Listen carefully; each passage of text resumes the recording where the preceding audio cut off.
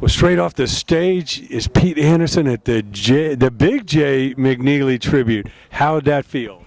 It was awesome to be asked to just be involved, to be able to come down here and work again with Ronnie, because I've known Ronnie for so long, and of course known about Jay's career, Big Jay's career, for so many years. He's an icon, and a West Coast guy, so I support all my West Coast guys. Sure. Well, I heard on stage you grew up in Detroit. Tell us about how you got that music bug. What was the music that got you? Well, Detroit was a great music town. It was a great kind of crossroads for actually country music and black music, soul music, blues, Motown, of course. But the thing that my biggest catalyst was Elvis Presley, because I saw him on television when I was a little kid, and I was attracted to the image of the guitar, but more so than Elvis playing the guitar. But I was too young to know that he wasn't really, it was Scotty Moore's guitar playing that I was really enthralled with. But I thought that what was going on there was a good career choice. Like you say, it beat working on the auto line. Yeah, beats the assembly line, the safety glasses, and screwing in taillights at Dodge truck, Absolutely. Now, when did you make the trip out west? Oh, I came out. I've been in California since the early '70s.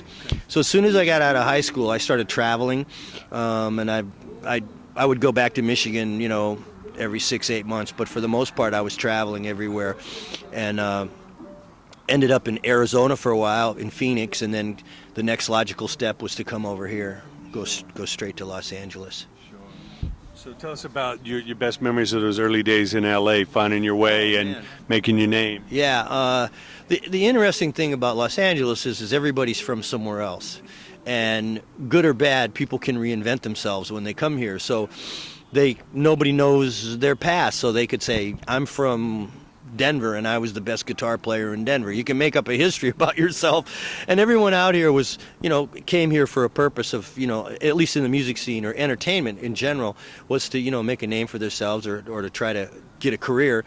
And you made a lot of fast friends. It was pretty easy to meet people and get involved into the scene. Of course, in the 70s the scene was much different. There was more clubs, more jam sessions, rehearsals, bands. The music industry was still pretty healthy, so it was a real exciting, vibrant time. It wasn't a great blues town, but it was a great music town, and it was a great place to live, to be involved in entertainment. Sure. Yeah. Well, we hear all the stories about the Palomino, of course, no longer here, and of course Ronnie and the Barn Dance, made their home there for the longest. Tell us about the memories, of a club right here on Lancashire that had so much talent. Well, the Palomino is unique to us that live here, but there was a Palomino in almost every major city, especially in the West and the Southeast and the Midwest. Even Detroit and places like that, some urban cities had honky-tonks, gravel parking lots, and a big joint with country bands. I mean, true country music, the music of the 50s and 60s and early 70s, translates everywhere. I mean, it would be upstate New York, Maine. It wasn't, exclusive to Texas or exclusive to the South or Nashville. It was American music, and it still is American music, and people still understand it that way. So under that auspices, the Palomino was our version of what everyone else in other cities had. But to be here and have that, and when I got here, it was strictly a country bar, and then loosened up as things got changed, and the guy that ran it started bringing in some younger bands, brought in Asleep at the Wheel, and then started bringing in some rock bands and things like that to survive. And it was before the Roxy. So before the Roxy, there was no club of like 500 or 600 seats that you could play. So an unbelievable amount of entertainment came through the Palomino. It was an amazing place. And when Ronnie started the Barn Dance, it was always free to get in, which all the musicians enjoyed because we didn't have much money. And it was such a social scene that you would show up there and you see all your pals, even though you might not be working with them on Fridays and Saturdays or the weekends or Wednesday through Sunday. Everyone was there on the off night, on the Barn Dance night. So it was really a nice social scene, too, to be seen. So Ronnie has done a gigantic service by being an impresario on the scene, really, in Los Angeles. Gigantic. When you look at his legacy of what he's done and what he's presided over, it rivals anybody's. It truly does. Anybody of that stature, he's right there with them, you know. So anything I can do to support Ronnie, I'm glad he's back doing this, and just being involved is great for me because we go back so many years. It's always about new music discovery. You know, we know the legends, but where do the next legends come from? It's always about giving the new guys a shot. Yep. You know, tell us about, you know, finding Dwight Yoakam and the great, you know, records you made. Right. Well, you know, we met playing in a honky tonk. I was playing in a club, and somebody else came in and sat in with us, and I met him that way because, and especially we met in the early '80s, and the scene was still pretty healthy. There was a lot of honky tonks around, so we had a real kind of affinity for the same type of music, and I got to listen to his original material and was really impressed with it. And I had nothing to gain, and we had nothing to gain from each other than camaraderie, companionship, and support.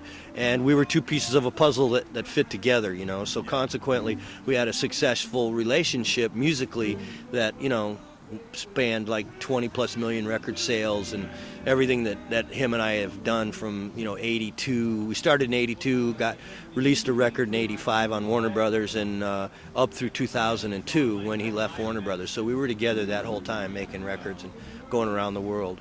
Sure.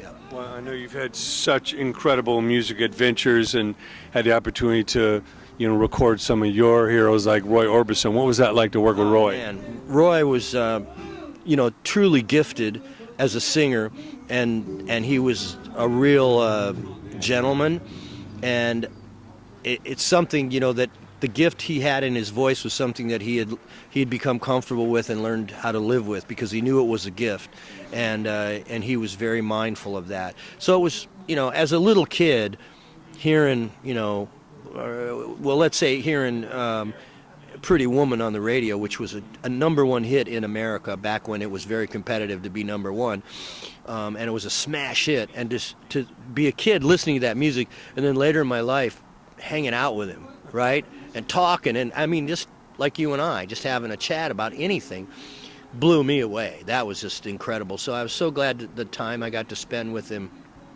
and talk to him just about anything, mostly about music, but we could talk about anything, and he was just unbelievable. He was sweet, and he handled his gift, the gift that he got, with grace. Yeah. And talk about some of your other highlights, some of the artists that you just were so lucky, so pleased to be a part of. Well, I'm a song guy, so I'm always really kind of amazed by songwriters. Dwight was a great songwriter. I got to work with Michelle Schacht, another incredible songwriter. I got to work with Lucinda Williams, a great songwriter. Jim Lauderdale, a great songwriter, all early in their careers. I got to spend time and become friends with Buck Owens, which was huge for me, that, you know, we could be on the telephone together and talk about guitars and amps and just stuff that two guitar players talk about, because Buck was a guitar player first.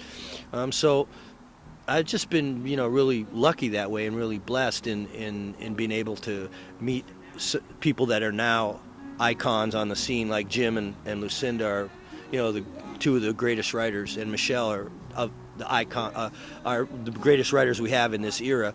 And then to spend time with, you know, Buck Owens, and I met Roger Miller. I got to spend time with him, Flaco Jimenez, and just countless other people that kind of passed through my life. That you grow up in Detroit, Michigan, and you sit there and you watch Johnny Carson on The Tonight Show, and I ended up being on The Tonight Show 19 times. But I'd sit there and go, how do you get on how do you get on The Tonight Show? I mean, that's got to be like the giant thing of all time, right? So there's things you never expect are going to happen. We're a couple blocks away from it, right? Yeah, it's all right here in Burbank. You know, Burbank, Los Angeles is the media capital of the English-speaking world, and pretty much Burbank's the center of it. You know, it's all going on here. No idea. Yeah. Now talk about the tips you have for the young songwriters, because having worked with so many of them, obviously you can't learn it, but there's, you know, things you can advise. You know? Yeah, I would say some of the biggest things that I tell guys is, first of all, don't be afraid to be corny. Corny sells. A. B, a lot of guys will write something and they'll go, oh, it sounds too much like Walking After Midnight, I'm going to change it. And be like, no, if it sounds like Walking After Midnight, that's a good thing. Go in that direction. So you look for templates in your writing.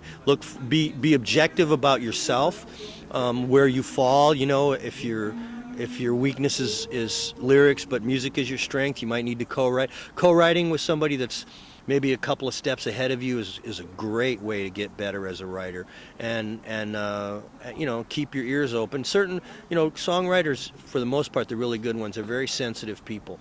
They may not appear sensitive, but stripped down to the core, they're sensitive people, and their ears are open all the time, and they're kind of always open and observant of the human condition. Sure.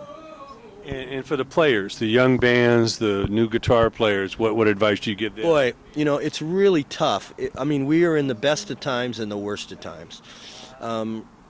It's hard to imagine what the digital revolution has done. And it's done so many great things. You know, it brings people together all over the world. At the same time, you know, there's been a lot of destruction with file sharing and the way that music has been kind of devalued. It's very tough right now, and I would say, you know, if 45 years ago or whenever it was, I went to my mom and said I want to be a musician or a guitar player, and she knew what I knew now, and she said, all right, son, well, you're going to have to take an accounting class, you're going to have to take a business class, you're going to have to take a class in marketing, you're going to have to study, you know, psychology. I was like, I just want to play the guitar. Can I just live on the art side of the page?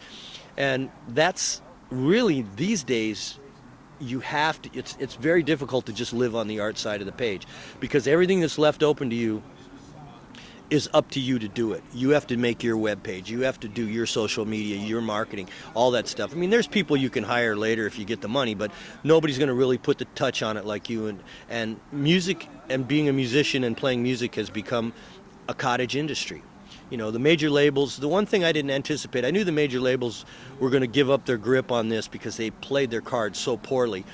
They exist by catalog. They exist by owning Hank Williams, you know, Frank Sinatra, Elvis Presley. Those records continue to sell, but they're not really breaking any new ground and really doing anything, especially technology-wise, for the new world of music, and it leaves it up to the individual. And I didn't anticipate that it would be this disseminated by the time they kind of gave up their stranglehold on music. So it's good and bad, you know.